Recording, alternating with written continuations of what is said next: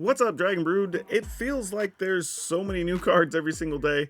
They were already up to 200, 215, something like that, of stuff that's been previewed for March of Machines, so we probably are getting close to seeing all the cards over the next couple of days.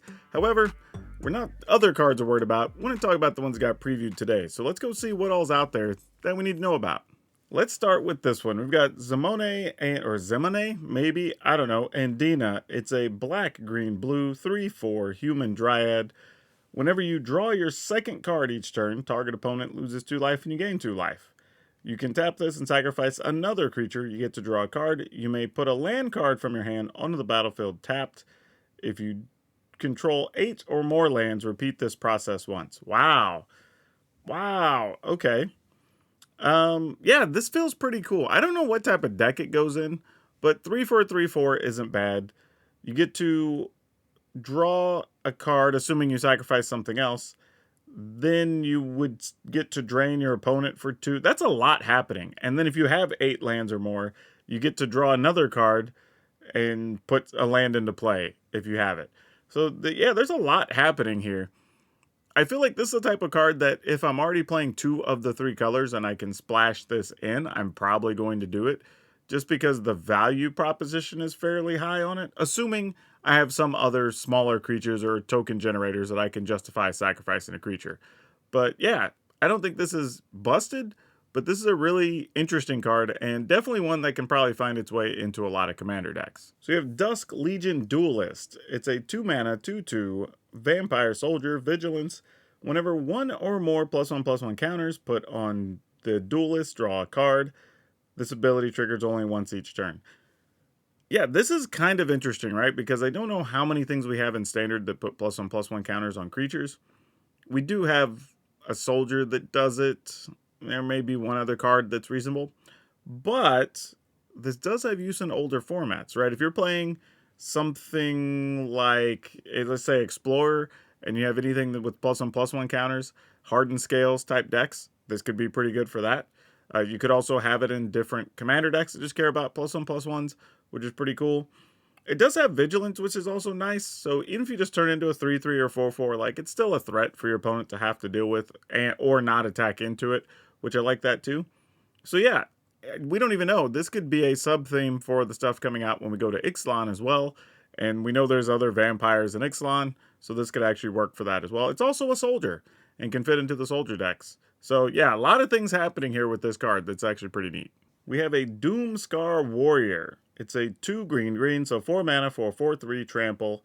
It does have backup 1, which lets you put a counter on something else if you choose to, or on this creature. But if you put it on something else, it also gains the following text, which is whenever this creature deals combat damage to a player or battle, look at that many cards from the top of your library. You may reveal a creature or land card from among them and put it into your hand. Put the rest on the bottom of your library in a random order.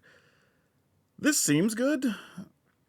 I just don't know what deck wants it. You know, I think that's my real issue here. Like, it's a 4 mana 4/3, sure. Trample's nice.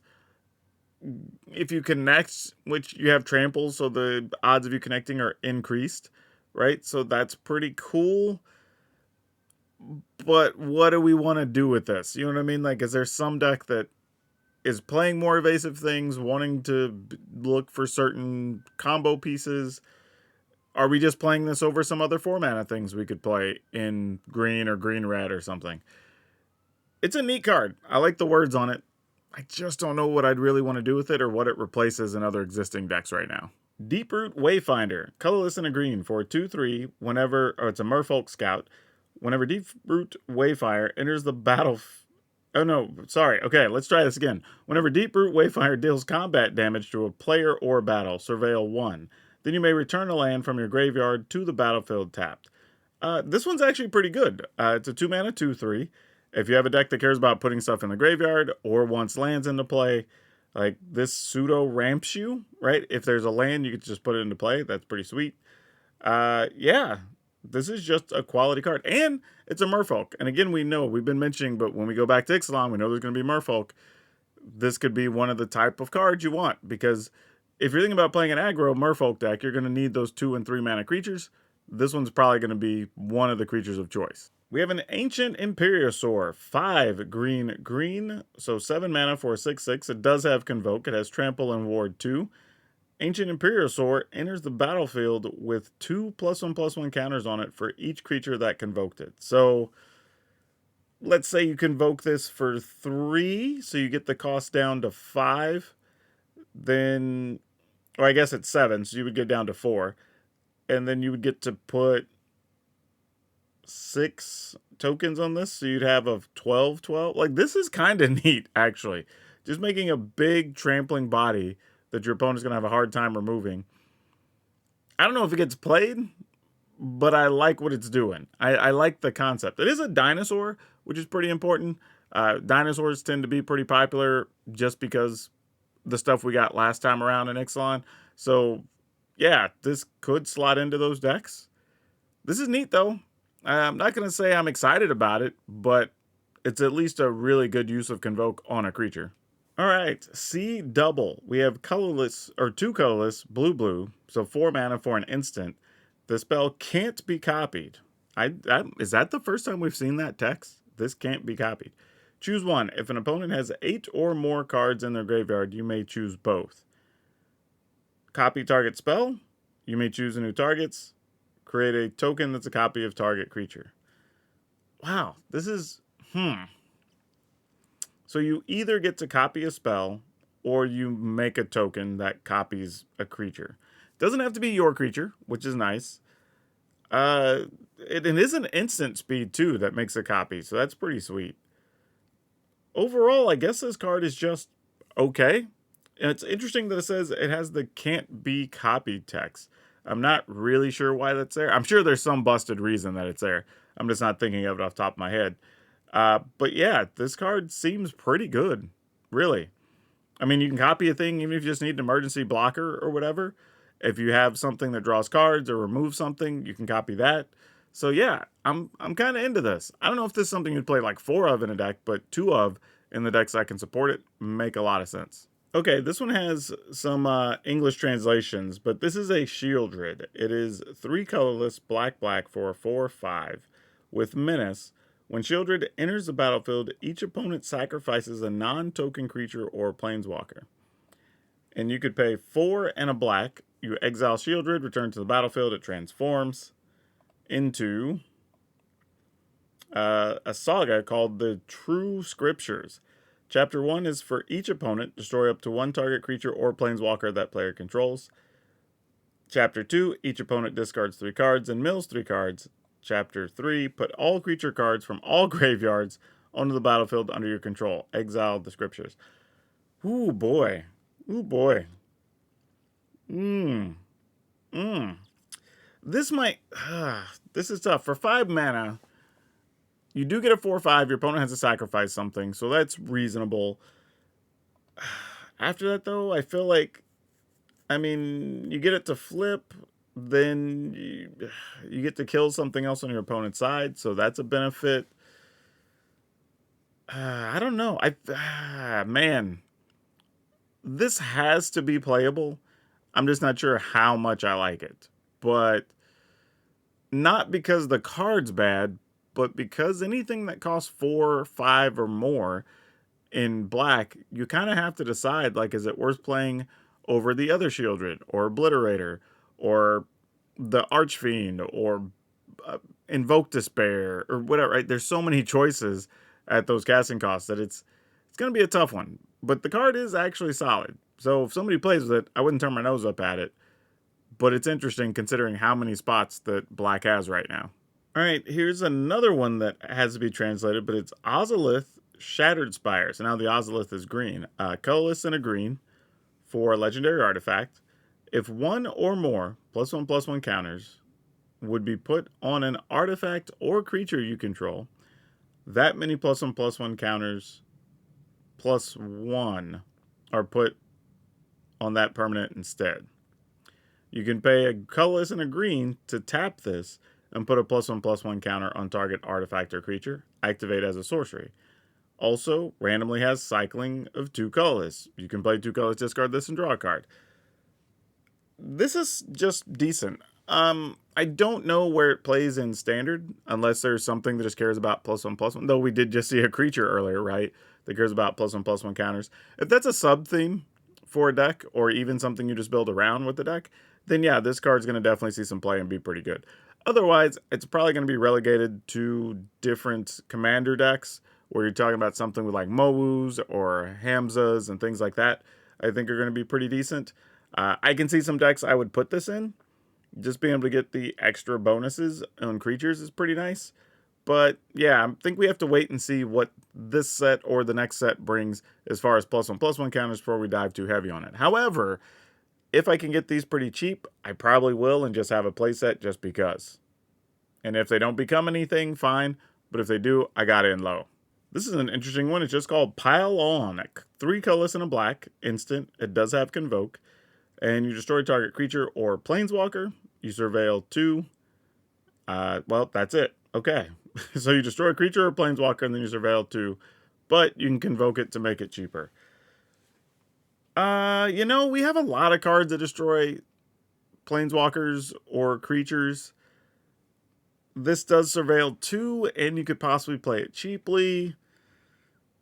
I might experiment with the one of in a couple of decks just to see how I like it when it comes out, but I'm not sure I'd go too heavy on it just yet. Unless I have a theme where I want more things in the graveyard, or I'm trying to mill my own deck for some reason, then this is probably the removal of choice. A new Vornlax, who looks like he has weirdly long, like, tree vine arms now. I don't know when that happened, but anyway. Vornlax, 3 colorless, green, 6/6, Phyrexian Predator. He has Trample and Reach. When Vornlax enters the battlefield, search your library for up to 2 forest cards, reveal them, put them into your hand, then shuffle. Or you can pay 6 green, so 8 mana, and you get to flip it into the Grand Evolution. The first one is mill 10 cards. Put up to 2 creature cards from among them onto the battlefield. That's cool. So you mill 10, but then you put 2 creatures into play. Second chapter is distribute 7 +1/+1 counters among any number of creatures you control. And the third chapter is until end of turn. Creatures you control gain this creature, or you can pay 1, and this creature fights target creature you don't control. Actually, the reason that's neat is you don't even tap the creature, just pay a colorless, and you could just fight, and let your creatures die or whatever. That's kind of cool. Yeah, this card overall, I don't know. I think it's a 5 mana 6/6 with Trample and Reach, and you get to go search 2 lands. That's pretty good on value. Now, I think, again, we have the same kind of issue we've talked about with other cards of, like, do you play these over other things, right? Because if you're playing, say, mono green, you're probably playing Defiler in that spot. You're paying a 5 mana to get a 6/6 that has Trample. It doesn't have Reach, but it does allow all your other creatures to get bigger as you play subsequent stuff and spend mana, right? So, this one's tough. Like, I like it. It'll probably still get some play. I'll probably try to squeeze it into a couple of decks. But I don't know. I'm a little torn on this one. I like everything about this conceptually. I also like the backside being able to do some fun stuff. I'm just not completely sold on it yet. All right, we have a Yara, Widow of the Realm. Colorless black for a 3/3. Elf Noble. You can tap and sacrifice another creature or artifact. A Yara deals X damage to target opponent or battle, and you gain X life, where X is a sacrifice creature's mana value. So you can't target another creature, but you can target opponents, and you can target battles. Or you can pay 6, a red of which is Phyrexian, to flip it into a Yara the Furnace Queen, which is now Phyrexian Elf Noble, 4/4. At the beginning of combat on your turn, return up to 1 target creature or artifact from your graveyard to the battlefield. It gains haste, exile it at the beginning of the next end step. I mean, that's nice. You get the creature back, get a little burst, it does what it does, then it dies. I'm not super excited by that. I'm kind of more, Sacking creatures, though, and I like how this card's designed, right? The front side, you're sacking creatures to drain your opponent's planeswalkers or whatever. Then once you flip it, okay, all those things I put in the graveyard, I can now get back out. But, I mean, that means you probably don't want to sack tokens, because those just go away, right? Yeah, I don't know how I feel about this card. This is another one. I feel like it's probably useful, but I'm not 100% sure what I'm doing with it yet. Though it is an elf, so you could squeeze it into a green-black elf deck, and you usually have some things worth sacrificing, so maybe. But yeah, I don't know about this one. I don't remember if we covered this on a previous one, because this is just the special art version. So I'm just going to talk about it anyway. But it's Wrinkle and Torbrin, colorless, 2 black, 2 red for 3/4, flying, first strike haste. Lots of keywords there. When this deals combat damage to a player or a battle, choose any number. You can create a treasure. You can have each player sacrifice a creature. By the way, it's each player creates a treasure. Each player sacrifices a creature, or if a source of your choice, source would deal damage to a player or battle this turn. It deals that much damage plus 2. It does say when you deal combat damage. So this would have to deal damage first, which is fine. It has first strike. And then you choose the other thing. All your other stuff would deal extra damage during the attack step. That's pretty cool. All around neat card. I feel like we've talked about this before when the regular version was previewed. But yeah, still an interesting card overall, and I'll probably play with it. Brawl and Karizev. Colorless blue red. Human. First strike menace. So that's pretty cool.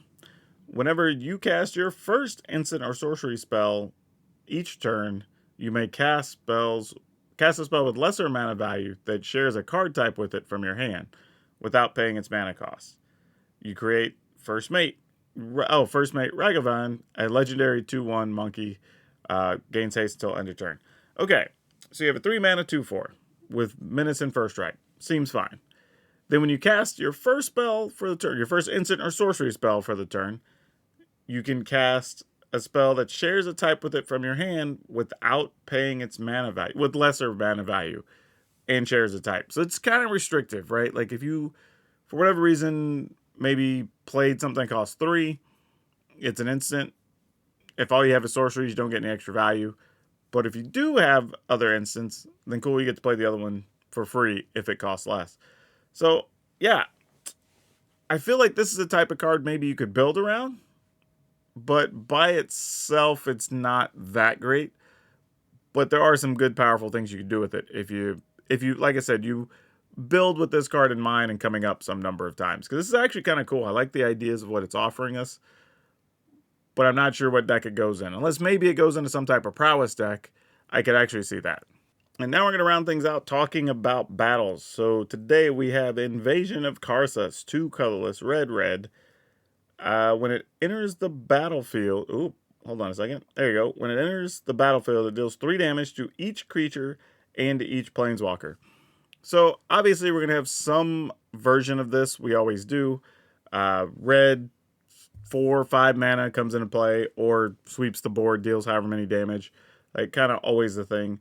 But 5 mana or 4 mana, deal 3 to all creatures and planeswalkers is actually pretty nice. Especially if you're playing a mid-rangey type deck. Could be cool. It's only a 4 loyalty, which is neat. And it has, on the backside, an elemental that's a ward pay 2 life. And whenever you cast a spell, this card deals 2 damage to each opponent. So yeah, not bad. It's a 4/4/2 on the backside. So this is kind of cool. I don't hate this. I think it's kind of nice. Let me show you all the backside here. But yeah, I think this card's actually pretty interesting. Not too bad to turn over, especially if you play it and you manage to sweep the board and the only thing has anything left. You just go attack into this thing. And then there you go. You've got a 4/4 with upside. So there's a real chance this card's going to get played. All right, we have Invasion of Kaldheim. When it enters the battlefield, exile all cards from your hand, then draw that many cards. Until the end of your next turn, you may play cards exiled this way. Interesting. So you put, let's say, 3 cards aside, you draw 3, but you have a full turn cycle because you have until the end of your next turn to play those 3 you set aside as well. It's kind of a cool little mechanic. I don't mind it. It's 4 loyalty, and it flips into Pyre of the World Tree. So that's actually pretty neat. Let's take a look at this. And it's discard a land card. Pyre of the World Tree deals 2 damage to any target. Whenever you discard a land card, exile the top card of your library, you may play that card this turn. So that's kind of cool. Like, now lands aren't remotely worthless, right? Because now you discard them. Not only do you get to deal 2, but because you discarded a land, you now also get the option of playing a card at the top of your library. This is one of the more interesting ones to flip. I think this is going to find a way to be played in some way, shape, or form. This is a really interesting card. All right, next up we have Invasion of Innistrad. 2 colorless, black for loyalty 5. When this card enters the battlefield, target creature and opponent controls gets -13 until end of turn. So you're paying 4 just to remove 1 creature effectively, because just give it a big negative. But still neat. -13 does eliminate damn near everything. Then it flips into Deluge of the Dead. Deluge of the Dead says, when it enters the battlefield, to create 2/2/2 black zombie creature tokens. You can pay 2 colorless and a black, exile target card from a graveyard. If it was a creature, you then create a black zombie creature token. Alright, this isn't bad. It creates 2/2/2s when it flips.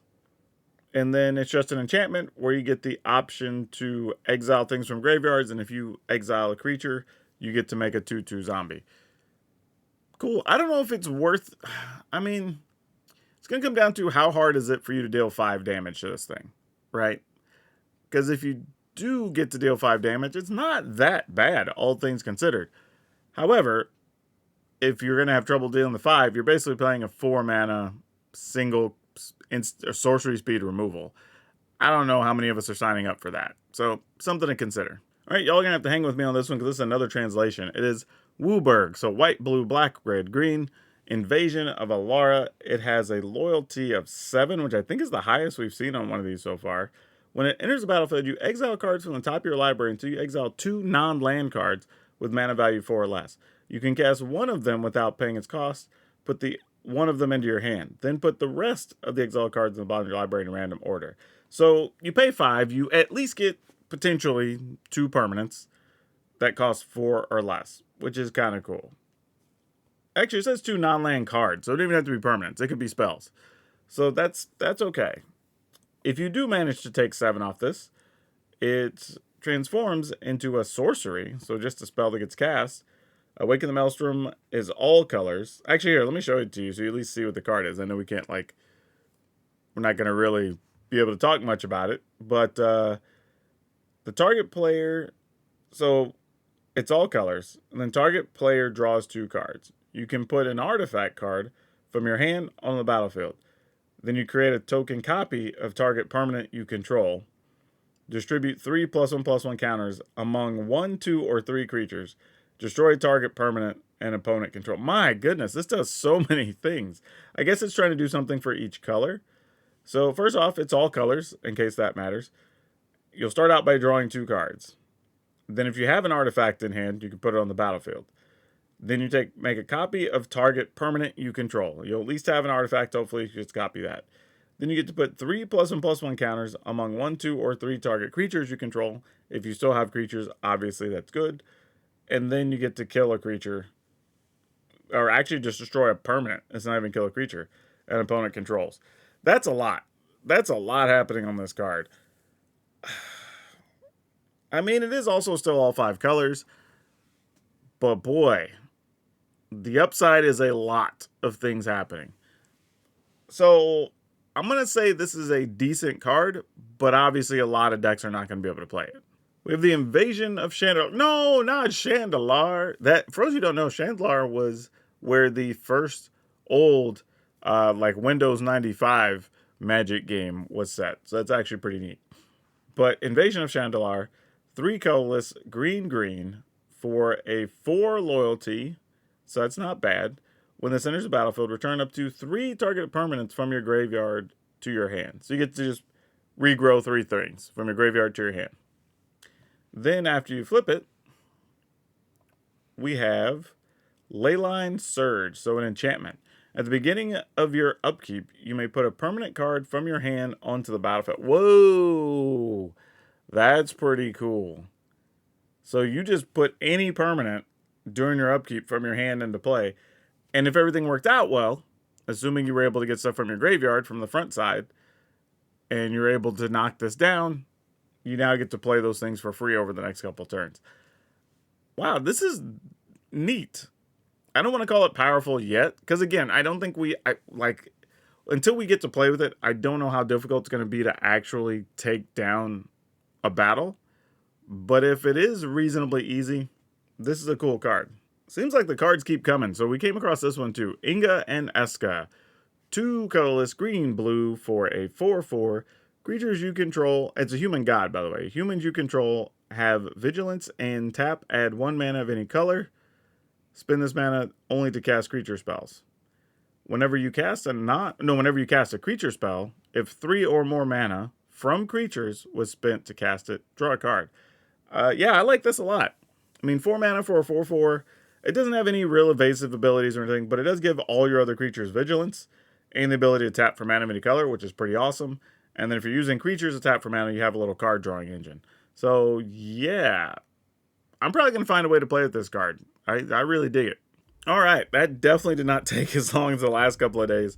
Still some really interesting cards and some stuff to like include in existing decks, stuff that goes into commander decks. A couple of things that you can maybe build around.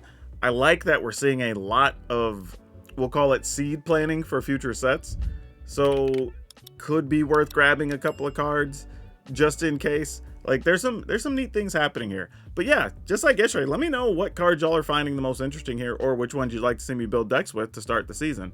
Because there's some really cool stuff here, and I'm sure everybody's going to have different opinions. But if you want to get caught up on the other previews, I'm going to go ahead and link yesterday's here.